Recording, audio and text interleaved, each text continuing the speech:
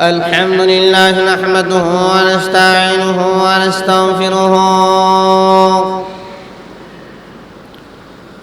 ونعوذ بالله من شرور أنفسنا ومن سيئات أعمالنا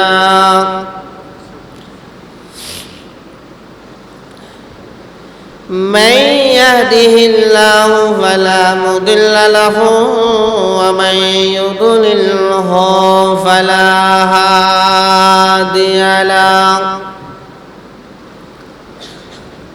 ونشهد أن لا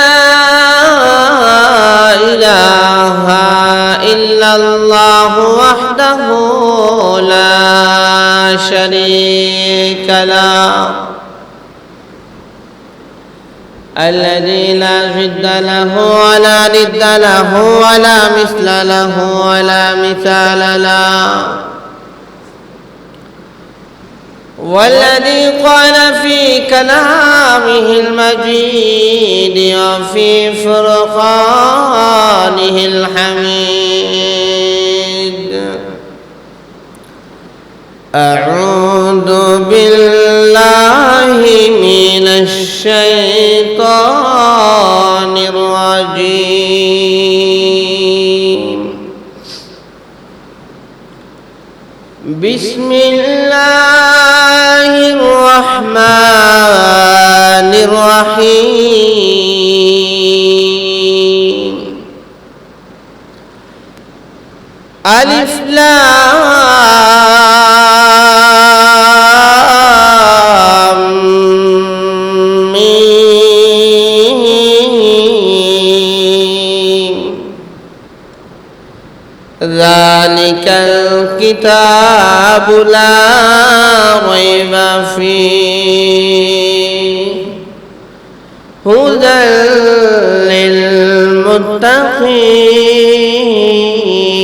للمتقين صدق الله العلي العظيم والصلاة والسلام على سيدنا وسندنا وحبيبنا وشفيعنا ومولانا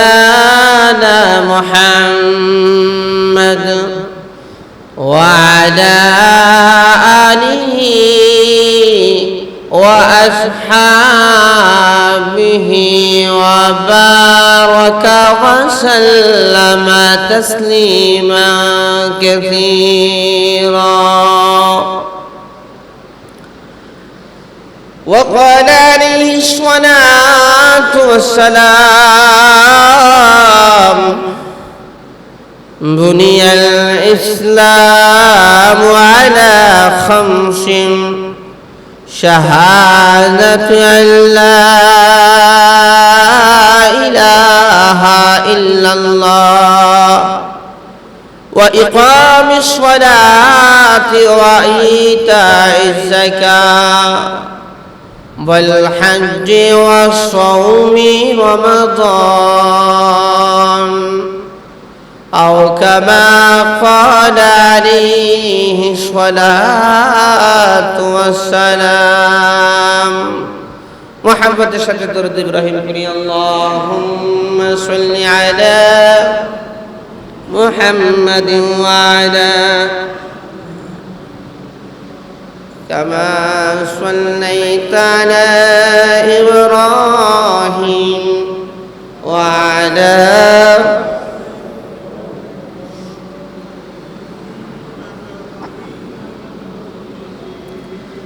اللهم بارك على محمد وعلى آل محمد كما باركت على إبراهيم وعلى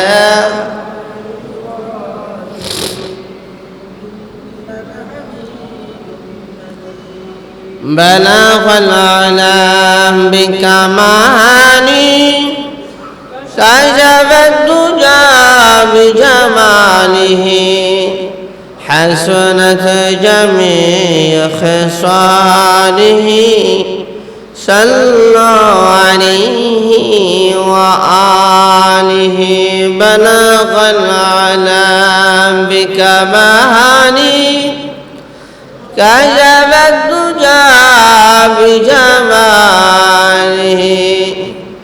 حسنت جميع خصاله صلى عليه وآله لا إله إلا الله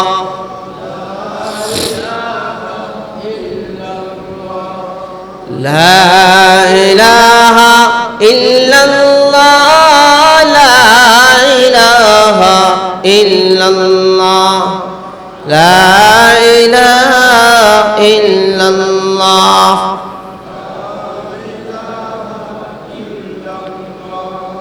لا إله إلا الله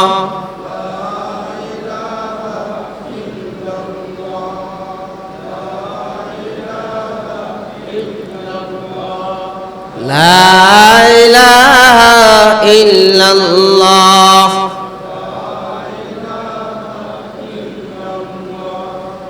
لا إله إلا الله محمد رسول الله صلى الله عليه وسلم কালিমাতুশ শুকর আদায় করছি যে মহান আল্লাহ তাআলা আমাদেরকে জুমার দিনে দোয়া কবুলের দিনে মুসলমানদের সাপ্তাহিক ঈদের দিনে মসজিদে আসার এবং বসার তৌফিক দিলেন বলি আলহামদুলিল্লাহ। আগে আসতে পেরে আপনারা খুশি না বেজার? অল্প না বেশি? ভালো লাগতেছে না খারাপ লাগতেছে? ঘুমানোর প্রস্তুতি আছে তো নাকি? না খেয়াল করে শুনবেন সবাই?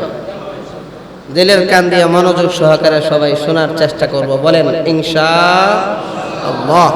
সবাই বলেন ইনশাআল্লাহ। আলিফ লাম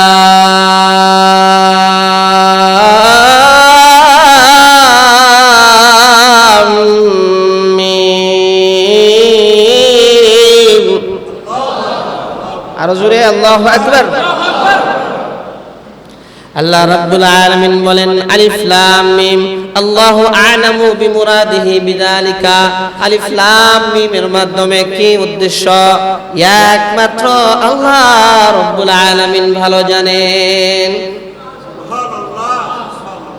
এগুলাকে বলা হয় হরফে মুকাত্তাআত, বিচ্ছিন্ন হরফ, আলাদা আলাদা হরফ।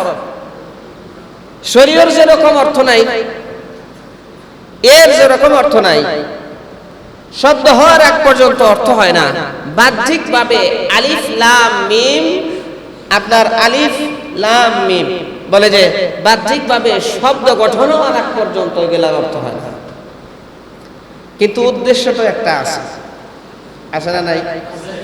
আল্লাহ তাআলা এমনি এমনি আলিফ লাম মিম কইছে, সেই উদ্দেশ্য কি এটা আল্লাহই ভালো জানেন। আল্লাহ বিশ্ব নবী রাহমাতুল লিল আলামিনের কাছে যখন জিবরাইল আলাইহিস সালাতু ওয়াস সালাম ওহী নিয়ে আসতেন, প্রথম অবস্থায় এমন ছিল আল্লাহ নবী জিবরাইল আলাইহিস সালাতু ওয়াস সালাম যে আয়াত পড়তেন জিবরাইলের সাথে বারবার সেই আয়াত পড়তেন, বারবার পড়তেন, বারবার পরে মুখস্থ করতেন। আল্লাহ রাব্বুল আলামিন বলেন হাবিব আমার আপনি জিবরাইলের সাথে পড়বেন না, লা তুহাররিক বিহি লিসানাকা, আপনি জিবরাইলের সাথে পড়বেন না। জিবরাইলের সাথে পড়লে কেমন যেন মনে হয় আপনি জিবরাইলের ছাত্র।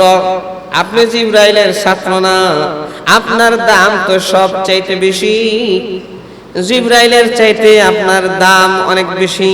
আপনি জিবরাইলের সাথে পড়বেন না, আমি আল্লাহ তাআলা আপনাকে পড়া সারা জেহেনের মধ্যে বসায় দিব। জিবরাইল আলাইহিস সালাতু ওয়াস সালাম আয়েশা বলে আলিফ লাম মিম কা বুঝছি, সামনে যাও। সুবহানাল্লাহ। কই ইয়া রাসূলুল্লাহ আমি তো বুঝলাম না আলিফ লাম মিমের কি মানে। শোনো, এটা আমার সাথে আর আমার মালিকের সাথে মুআমালা। আল্লাহ কি বোঝাতে চান এটা বুঝছি, এটা হলো আমার জন্য ইশারা ইঙ্গিত। সুবহানাল্লাহ। সবচেয়ে বিশুদ্ধ মত অনুযায়ী হলো আল্লাহু আ'লামু বিমুরাদিহি বিযালিকা, উদ্দেশ্য একমাত্র আল্লাহ ভালো জানেন, এর বেশি কিছু না। আলিফ লাম মিম কে যদি পড়ে অর্থ বুঝে নাই, অর্থ জানে না, হুজুর সাল্লাল্লাহু আলাইহি ওয়াসাল্লাম বলছেন কমপক্ষে 3×10 30টা নেকি হবে। আলিফ একটা হরফ, লাম একটা হরফ, মিম একটা হরফ। হুজুর সাল্লাল্লাহু আলাইহি ওয়াসাল্লাম বলছেন লা আকুলু আলিফ লাম মিম হারফুন বাল আলিফুন হারফুন ওয়া লামুন হারফুন ওয়া মিমুন হারফুন। আলিফ একটা হরফ, লাম একটা হরফ, মিম একটা হরফ, 3×10 কমপক্ষে 30টা নেকি লেখা হবে। আলিফ লাম মিমের অনেক ফজিলত, এক আলিফ লাম মিমের ফজিলত ফায়দা, এটা নিয়ে আলোচনা করতে গেলে এক জুমা চলে যাবে। বুজুর্গানে তিনি উল্লেখ করছেন আলিফ লাম মিম পরে কে যদি ঝাড়ে, সাপে কামড় দেখ আর বিষাক্ত প্রাণীতে কামড় দেখ, কে যদি ঝাড়ে মাথা থেকে পা পর্যন্ত সেই বিষ মুহূর্তের মধ্যে নাইমা যায়। আরো জোরে কন্যা সুবহানাল্লাহ। তো হুজুর উজারা কি কইরা জানে? উজারা তো অনেক কিছু কইরাই জানে, কিন্তু সবচেয়ে বড় আপনার ঝাড় ফুঁক হইলো মানে বিষ নামানোর জন্য, সেটা হলো আলিফ লাম। আরো বহুত ফায়দা ফজিলত বললাম, এগুলা বলতে গেলে শেষ হবে না। এতটুকু মনে রাখেন, আলিফ লাম মিম আল্লাহ বলছেন সূরা বাকারার শুরুতে, সূরা বাকারার 286টি আয়াত। প্রথমে আল্লাহ তাআলা বলছেন আলিফ লাম মিম, এরপর আল্লাহ তাআলা বলতেছেন যালিকাল কিতাবু লা রাইবা ফীহি।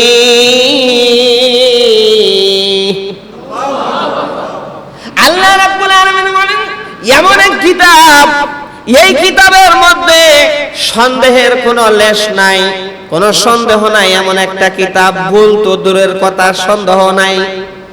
পৃথিবীর যে কোনো লেখক বই লেখার পরে বলে যে প্রথমেই দেখবেন আপনার লেখকের কিছু কথা থাকে, যদি ভুল ত্রুটি দৃষ্টিগোচর হয়, সংশোধনের প্রয়োজন পড়ে দয়া করে জানাবেন, মাফ করবেন।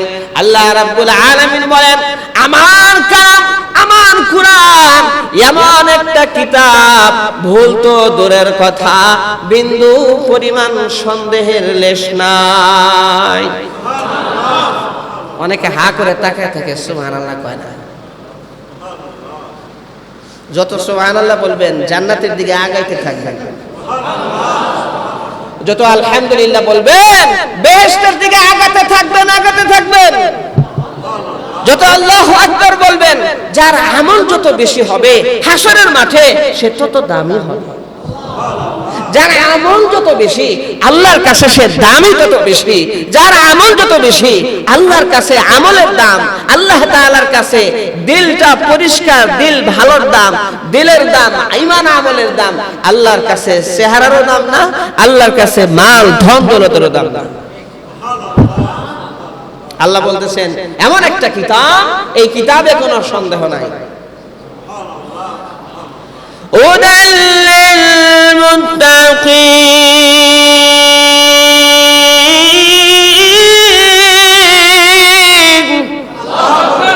এই কিতাব হলো মুত্তাকিদের জন্য হেদায়েত, খোদা বিরোধীদের জন্য হেদায়েত, পরহেজগারদের জন্য হেদায়েত।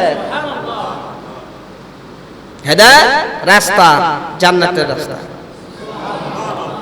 আল্লাহ রাব্বুল আলামিন বলেন হুদাল লিল মুত্তাকিন, মুত্তাকিনদের জন্য হেদায়েত। এখন প্রশ্ন জাগে হুজুর মুত্তাকি কারা?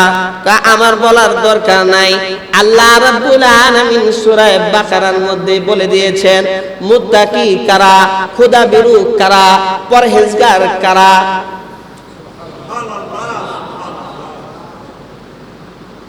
আল্লাযীনা ইউমিনুনা বিল গায়ব। আবার কন্না আল্লাহু আকবার।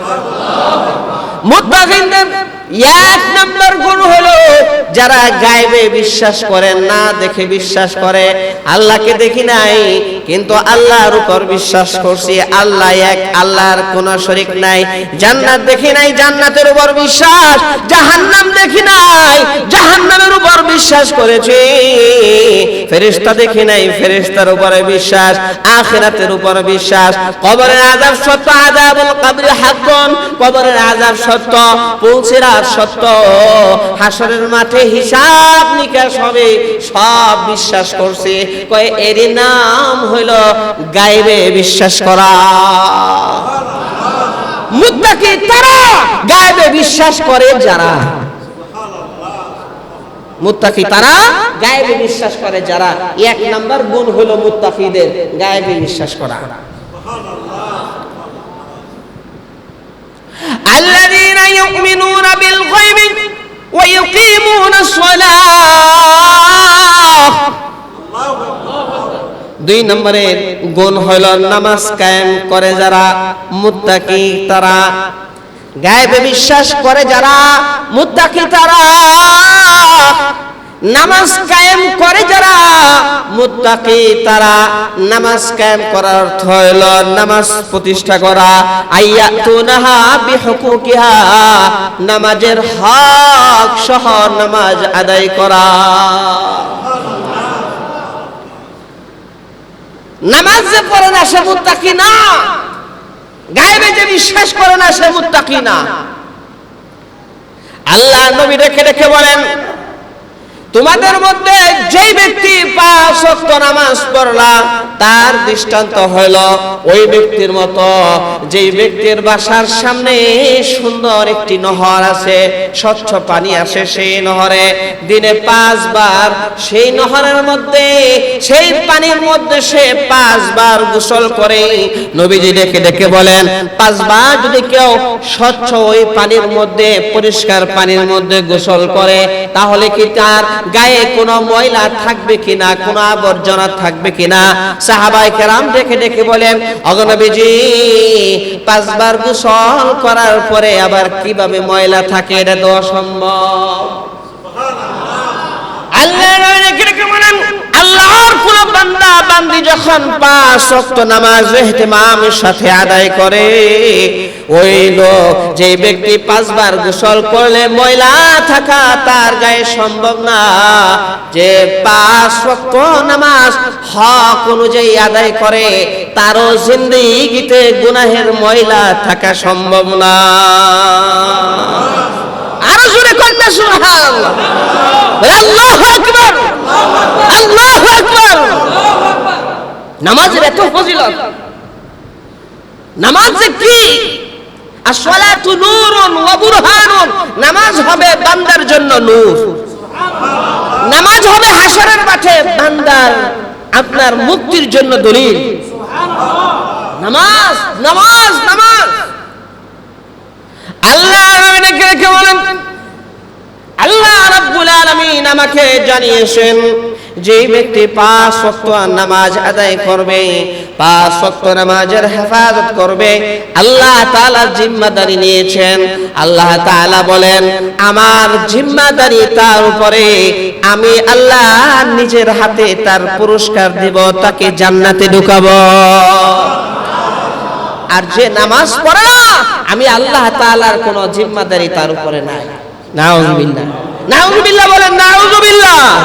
যে নামাজ পড়ে আল্লাহ বলেন আমার জিম্মাদারি হইল তাকে আমি জান্নাতে ঢুকাবো। আর যে নামাজ পড়ে না তার কোনো জিম্মাদারি নাই আমার।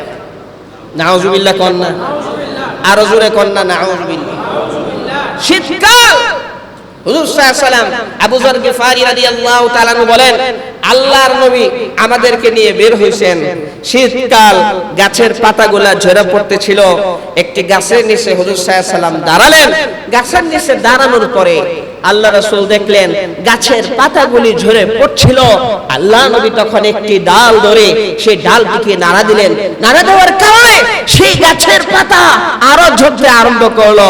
হুজুর সাল্লাল্লাহু আলাইহি ওয়াসাল্লাম বলেন, আবু যর শোনো, যখন কোন মানুষ নামাজ পড়ে, নামাজের ইহতিমাম করে, 5 ওয়াক্ত নামাজ পড়ে, তার গুনাহগুলা এই গাছের পাতা যেরকম ঝরে যাচ্ছে তার গুনাহগুলা এরকম ভাবে ঝরে যায়। নামাজ কি 5 ওয়াক্ত না খালি জুমার নামাজ? কয় ওয়াক্ত? ঈশান নামাজ পড়লাম আর বাদ বাকি পড়লাম না, আসর পড়লাম বাদ বাকি পড়লাম না, মাগরিব পড়লাম বাদ বাকি পড়লাম না। পড়েন না কেন ভাই? হুজুর সময় পাই না। হাসরের মাঠে দাঁড়ায় যখন আল্লাহ জিজ্ঞেস করবে নামাজ পড়ছ নাই কেন, তাহলে বললেন আল্লাহর সামনে সময় পাই নাই।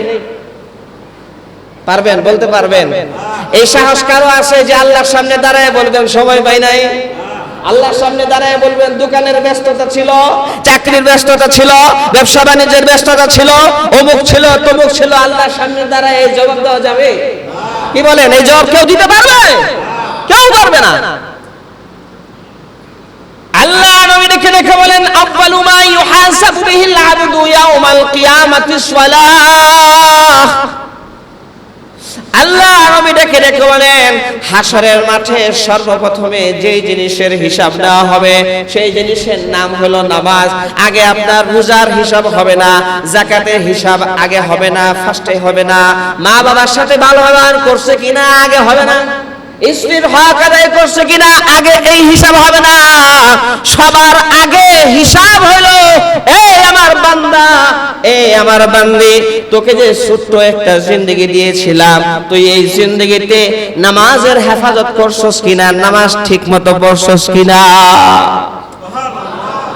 সর্বপ্রথম হলো নামাজের হিসাব। সর্বপ্রথম ঈমানের পরে সবচেয়ে গুরুত্বপূর্ণ বিষয় হলো নামাজ। নামাজের অনেক লাভ, অনেক ফায়দা।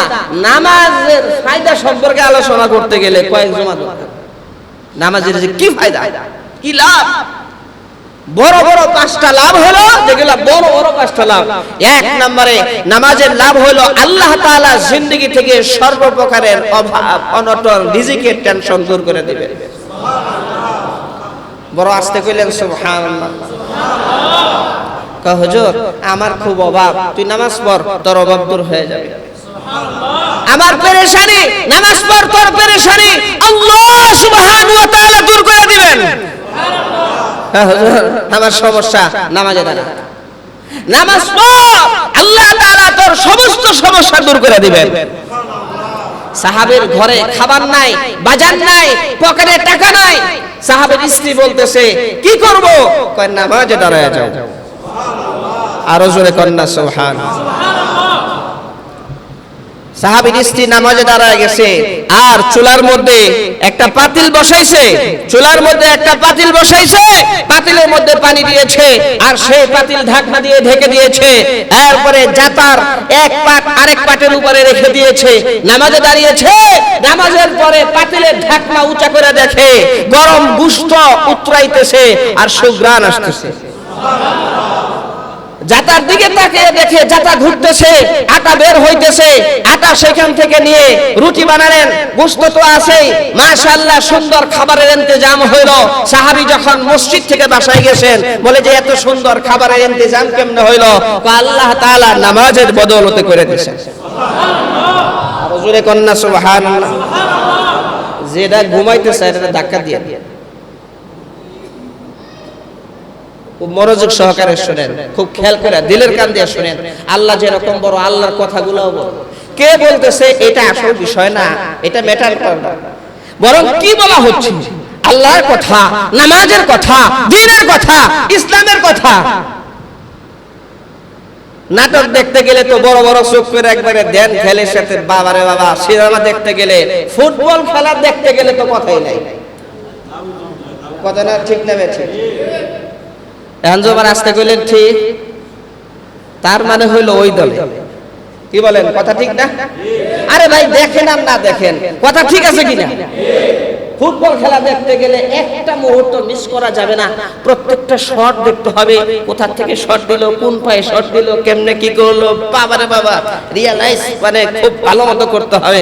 আর যখন নাকি ঈমানের আলোচনা হয়, আমলের আলোচনা হয়, কোরআন হাদিসের আলোচনা হয়, রাগ করে ঘুমায়। নাউজুবিল্লাহ।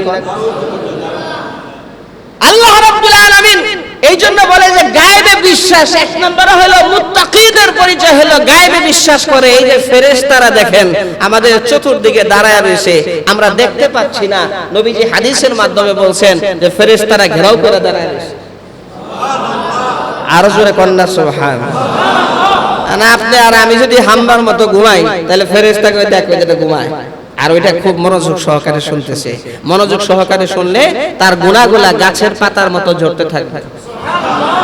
আল্লাহর রহমত তার উপর বৃষ্টির মতো নাযিল হতে থাকবে। দিলের কান দিয়ে শুনবো ইনশাআল্লাহ। তো বলতেছিলাম হুজুর সাল্লাল্লাহু আলাইহি ওয়াসাল্লাম বলেন, সাল্লাল্লাহু আলাইহি ওয়াসাল্লাম ইরশাদ করেছেন যে নামাজ এমন এক জিনিস, এই নামাজ গাছের পাতা যেরকম ঝরে যায় ওরকম গুনাহগুলা ঝরে যায়। নামাজের সবচেয়ে বড় ফায়দা হলো পাঁচটা। এক নম্বর হলো রুজি রোজগারের অভাব আল্লাহ তাআলা দূর করে দেন। সাহাবী নামাজে দাঁড়াইছে, আল্লাহ তাআলা খাবারের ব্যবস্থা করছেন। সাহাবী দেখলেন জাতা ঘুরতেছে, ওখানে হাত লাগাইলেন, জাতার উপরে হাত রাখলেন আর থেমে গেল। হুজুর সাল্লাল্লাহু আলাইহি ওয়াসাল্লামকে যখন বললেন, আল্লাহ নবী বলেন তুমি হাত কেন রেখেছো? ওখানে হাত না রাখলে কিয়ামতের আগ পর্যন্ত জাতা ঘুরতে থাকতো আর আটা বের হইতেই থাকতো। সুবহানাল্লাহ, আল্লাহ সুবহানাল্লাহ, তো আস্তে কইবেন। এত আশ্চর্য একটা ঘটনা। আল্লাহ নবী বলছেন কিয়ামতের আগ পর্যন্ত ওখান থেকে আটা বের হইতেই থাকতো।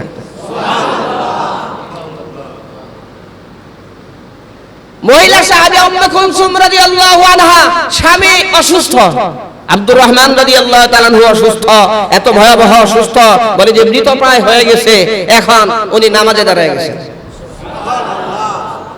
স্বামীর জন্য স্ত্রী নামাজে দাঁড়ায় গেছে। কয়জন স্ত্রী আছে স্বামীর জন্য নামাজ পড়ে দোয়া করে? কয়জন স্ত্রী? খুঁজলে কয়জন পাওয়া যাবে আল্লাহই জানে। মা বোনদের কথা বলতে চাই না, মা বোনরা দোয়া করতে হবে স্বামীর জন্য, সন্তানদের জন্য দোয়া করা, সবার জন্য দোয়া করা।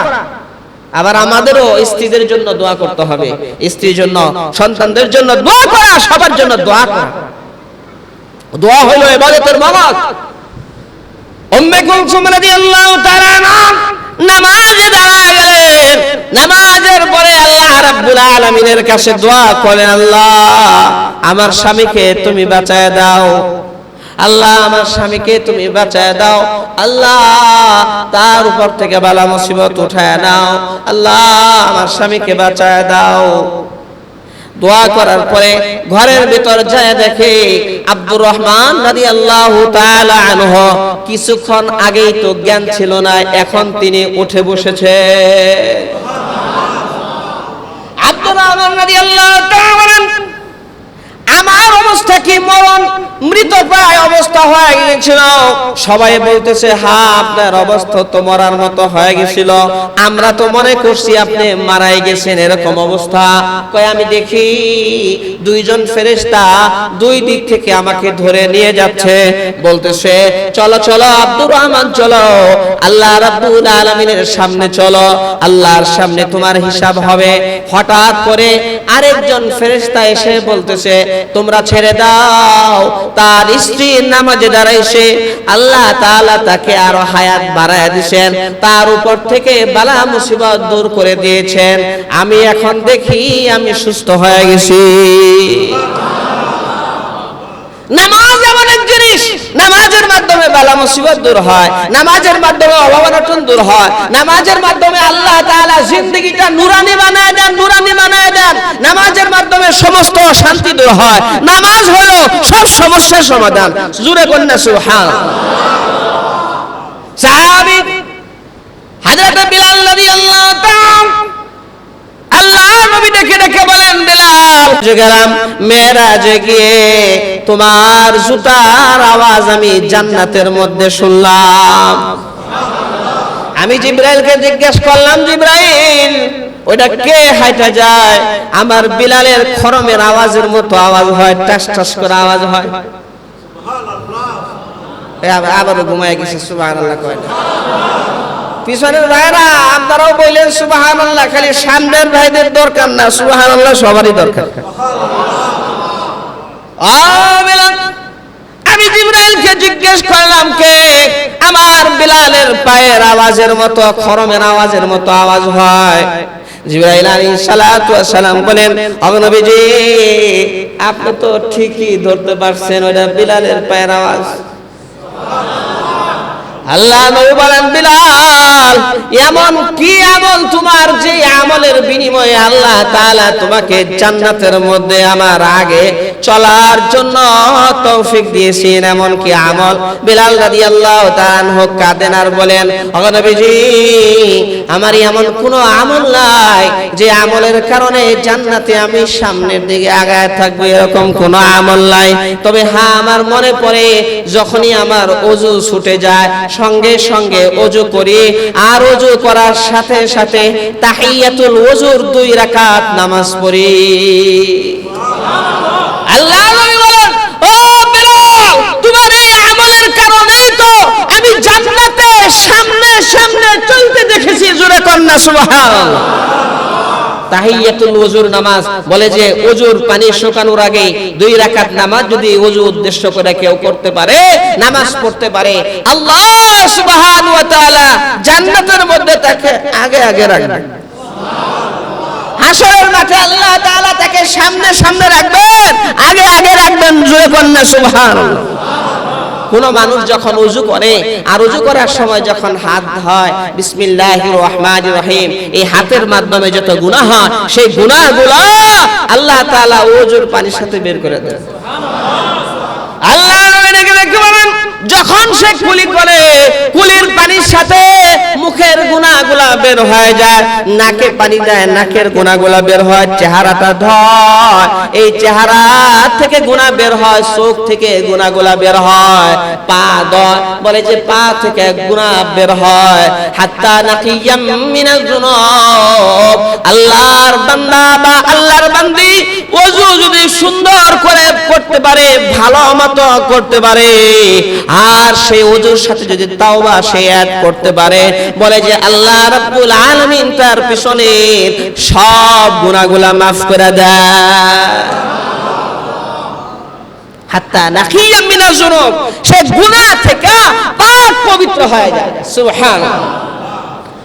ওযু করার পরে আসমানের দিকে তাকায়া কালিমায়ে শাহাদাত যদি কোন ব্যক্তি পড়তে পারে, নবীজি ডেকে ডেকে বলেন, 1-2টা না, জান্নাতের 8টা দরজা তার জন্য খুলে দেওয়া হয়।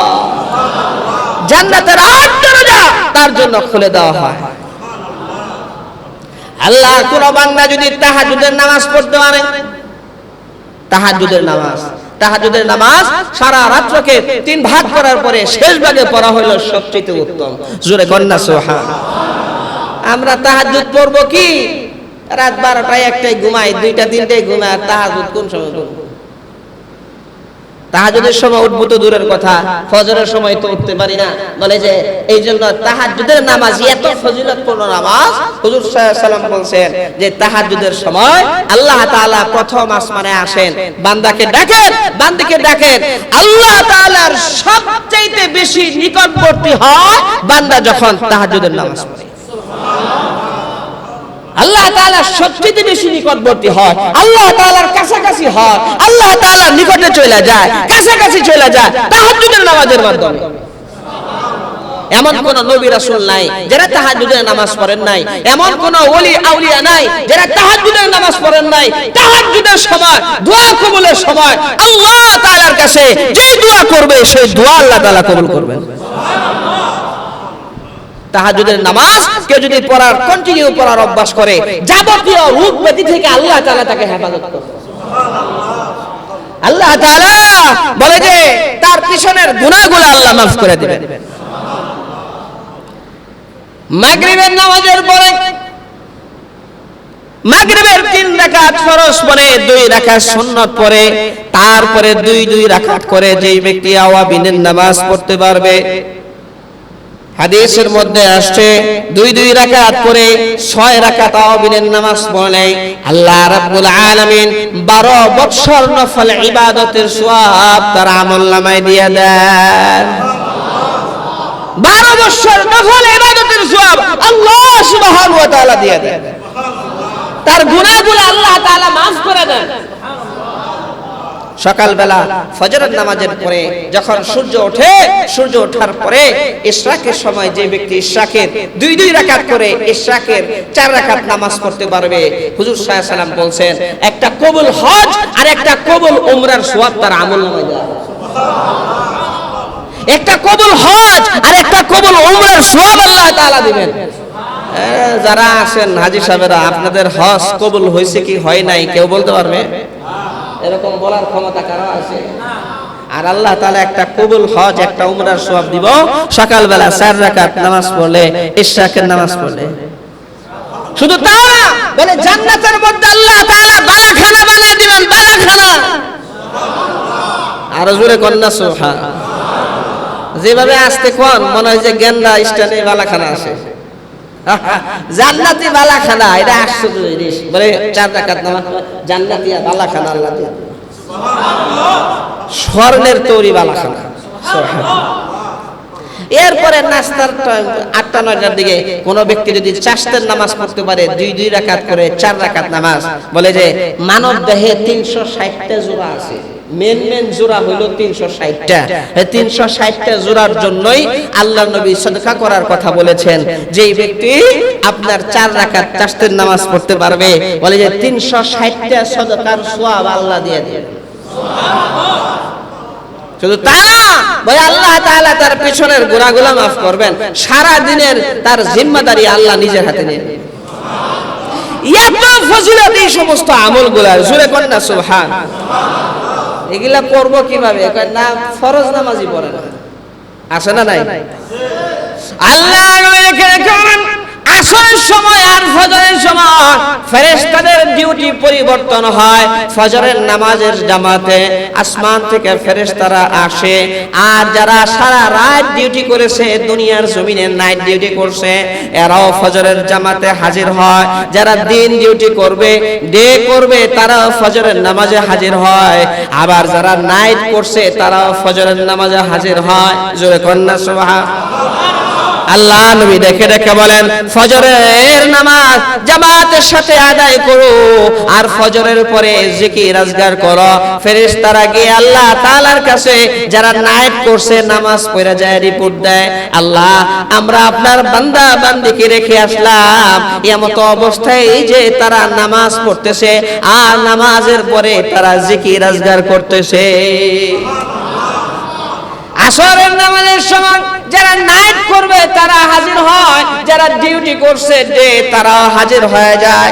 আল্লাহ নবী ডেকে ডেকে বলেন, আসরের পরও তোমরা জিকির আজগার করবা। বলে এই জন্য ইমাম সাহেব ফজরের পরে চেহারা ফিরাইয়া মুসল্লিদের দিকে ঘুরে বসেন। মুসল্লিরাও সুন্দর মতো জিকির আজগার সুবহানাল্লাহ 33 বার, আলহামদুলিল্লাহ 33 বার, আল্লাহু আকবার 34 বার পরে আমরা পড়তে থাকি।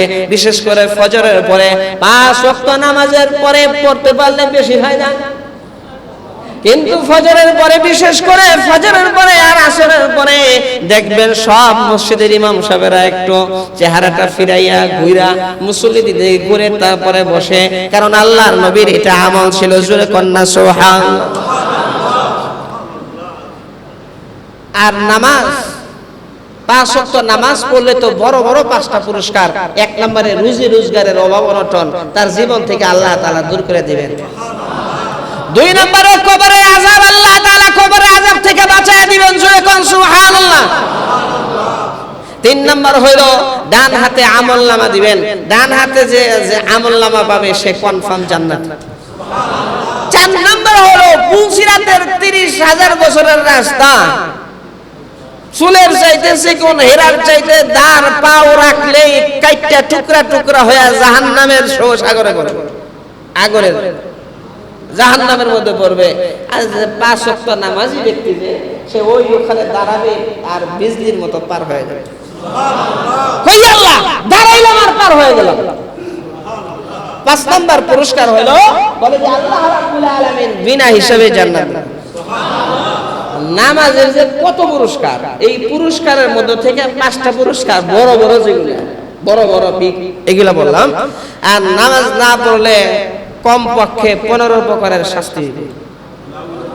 নামাজ পড়বা না, 15 প্রকারের শাস্তি দিব।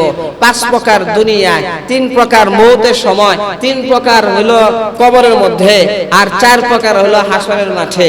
পিঠা খাইতে খাইতে সাইজ হয়ে যাবে। বেনামাজি তার কপাল এতটাই খারাপ, কমপক্ষে 15 প্রকার আযাব তাকে গ্রেফতার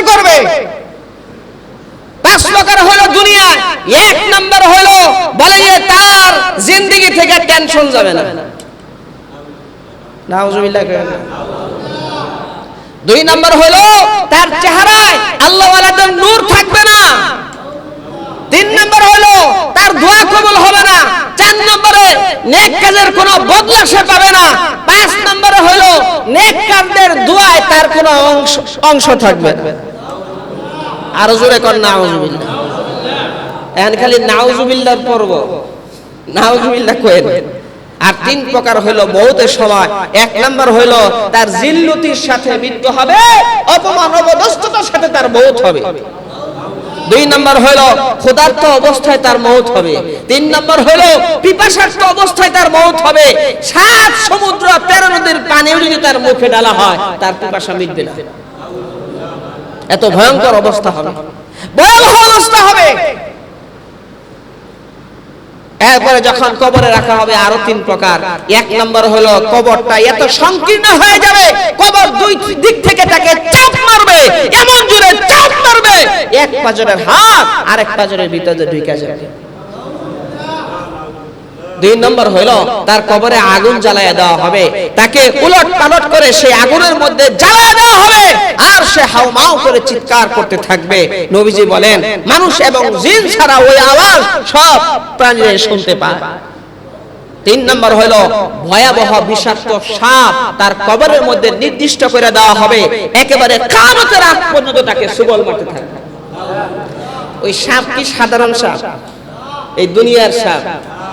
ওই সাপ একটা নিঃশ্বাস যদি শুধু দুনিয়ার জমিনে ফেলে, হুজুর সাল্লাল্লাহু আলাইহি ওয়াসাল্লাম বলেন একটা নিঃশ্বাস খালি ফু মারবে, ফু বা একটা নিঃশ্বাস শুধু ছাড়বে, পুরো দুনিয়া পয়সা গয়লা দুনিয়া ধ্বংস হয়ে যায়।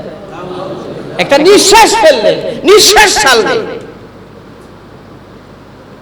আর হাসরের মাঠে তার 4 প্রকারের শাস্তি হবে। কি শাস্তি? আল্লাহ তাআলা তার উপর রাগান্বিত থাকবেন। জোরে কন্যা ভাই নাউজুবিল্লাহ। ওই মালিক যদি রাগান্বিত থাকে, গুসান্বিত থাকেন, তাহলে তো কপাল পুড়ছে। আল্লাহ তাআলা রাগান্বিত থাকবে। 2 নম্বরে তার হিসাব কড়াকড়ি করে নেওয়া হবে। হুজুর সাল্লাল্লাহু আলাইহি ওয়াসাল্লাম এই জন্য দোয়া করছেন, আল্লাহুম্মা হাসিবনি হিসাবান ইয়াসীরা। আল্লাহ আমার হিসাব সহজ করে দেন, আল্লাহ আমার হিসাব সহজ করে। যার জন্য হিসাব সহজ হবে না সে যেই হোক বাঁচতে পারবে না। হিসাব সহজ না হলে কেউ বাঁচতে পারবে না। তার হিসাব কঠিন করে নেওয়া হবে, তার হিসাব কঠিন করে নেওয়া হবে। আর 3 নম্বর হলো তার কপালে লেখা থাকবে, হে আল্লাহর হক নষ্টকারী বেনামাজ। আরো জোরে কন্যা না বুঝবেন। হাসরের মাঠে দেখলে বোঝা যাবে এটা বেনামাজ, কপালে লেখা। 4 নম্বর হলো তাকে উপর করে জাহান্নামের মধ্যে নিক্ষেপ করা হবে। আরো জোরে কন্যা না বুঝবিল্লাহ। 15 প্রকারের শাস্তি তাকে দেওয়া হবে বেনামাজিকে কমপক্ষে। এই জন্য ভাই নামাজ নামাজ নামাজ নামাজের ইহতিমাম করি। ঈমানের পরে সবচেয়ে গুরুত্বপূর্ণ বিষয় হলো নামাজ। আল্লাহ সুবহানাহু ওয়া তাআলা আমাদের সবাইকে তৌফিক দেন। আরো জোরে বলেন আমিন, আরো জোরে বলেন আমিন।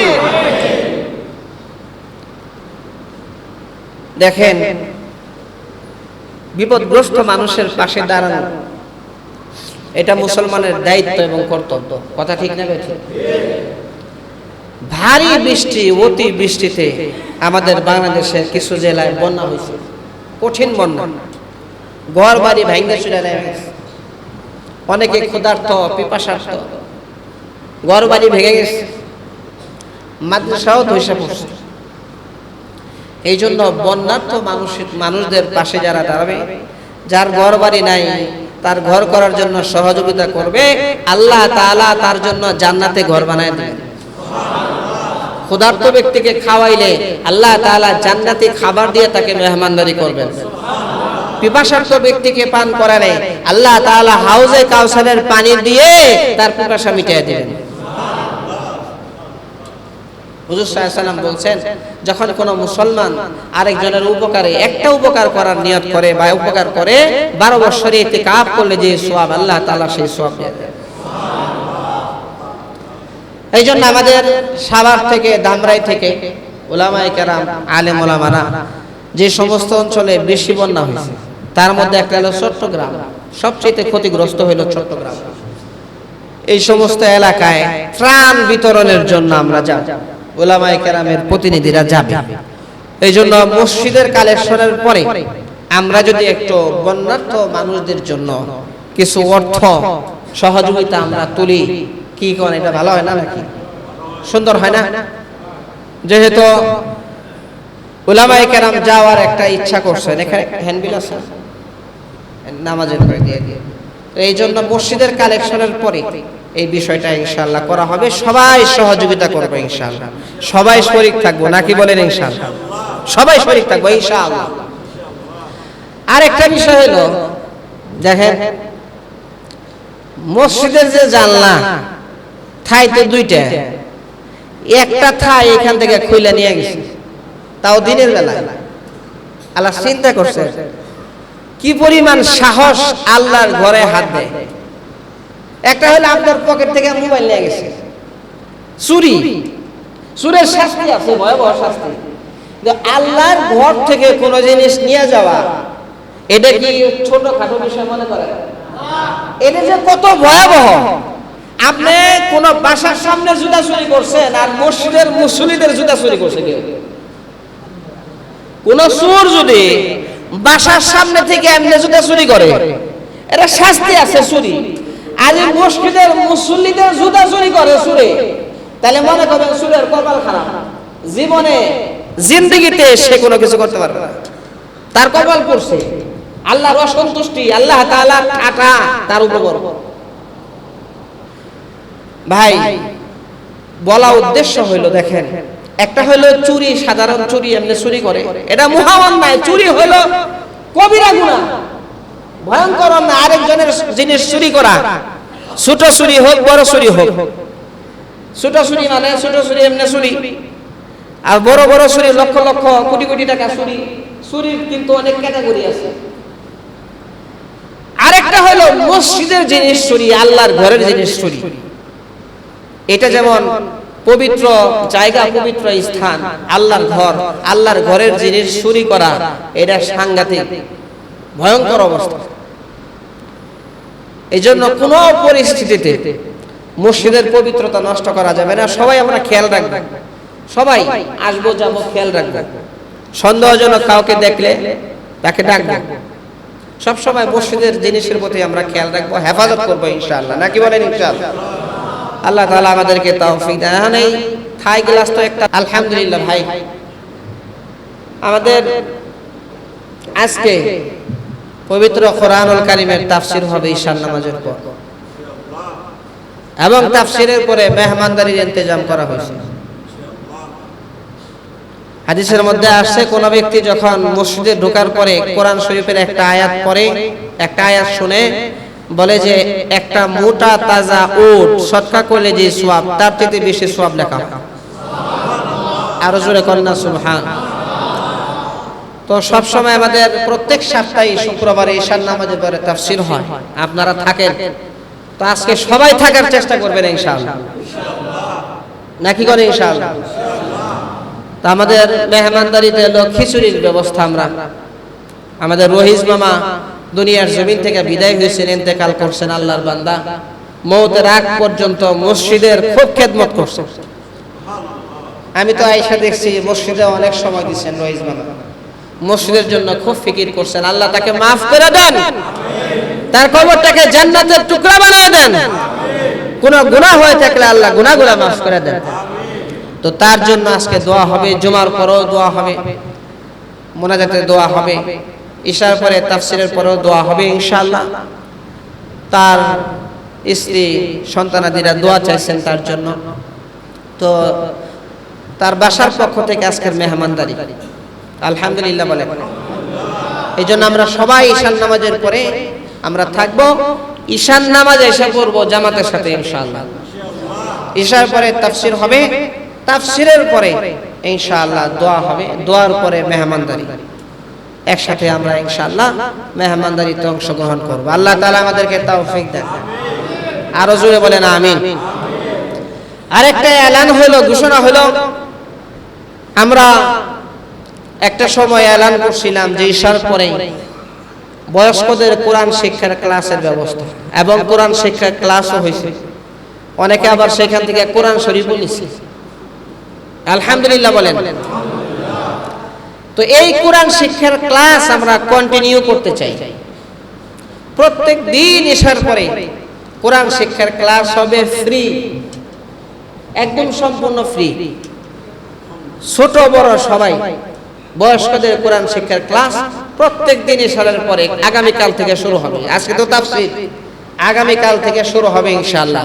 শুধু কোরআন শিক্ষা না, নামাজ শিক্ষা, সূরাগুলা সহি করা, রুকু সেজদা সহি করা, এরপরে 5 ওয়াক্ত নামাজের আগে পরের আমল, সকাল সন্ধ্যার আমল, এগুলা সব ইনশাআল্লাহ শেখানো হবে। আগামীকাল থেকে কোরআন শিক্ষার ক্লাস শুরু হবে ইনশাআল্লাহ। আর সকালে ফজরের নামাজের পরে, সকালে ফজরের নামাজের পরে আপনার আমার সন্তান নাতি নাতনি যারা আছে তাদেরকে আমরা পাঠিয়ে দিব। ফজরের নামাজের পরে আমাদের দৈনিক মক্তবে পড়ানো হয়, কোরআন শিক্ষা দেওয়া হয় ছাত্রছাত্রীদেরকে। আমরা সময় নিয়ে পড়াই, প্রত্যেকটা ছাত্রছাত্রীদের কাছ থেকে আমরা পড়াটা আদায় করে নিই এবং এরপরে আপনার সানা দোয়া, নামাজের বিষয়গুলা, আদব কায়দার বিষয়গুলা, এগুলা খুব খোঁজ খবর নেওয়া হয়।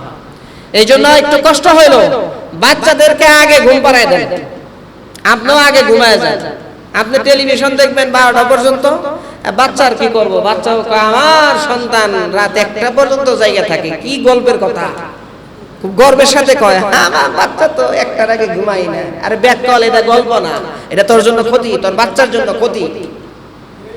একটু আগে ভাগে এদেরকে ঘুমান, সকালে ফজরের সময় ওঠেন, এটা হলো গর্বের কথা। ফজরের সময় ওঠেন, বাচ্চাকে নিয়ে আসেন, ফজরের পরে কোরআন শিক্ষা দেন। এই যে খ্রিস্টানরা চক্রান্ত কইরা এই ফজরের সময়, একটা সময় তো এমন ছিল যে ফজরের সময় শুধু কোরআন শিক্ষা হইতো।